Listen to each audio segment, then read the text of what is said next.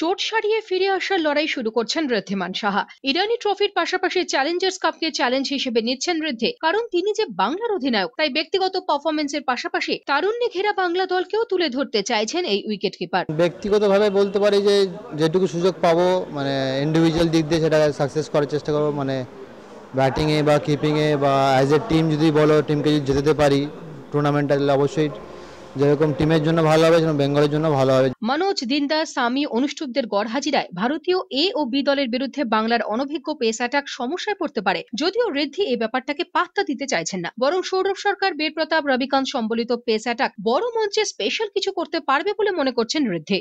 Potential দিক দিয়ে সবই 19-20 আমি যা মনে করি।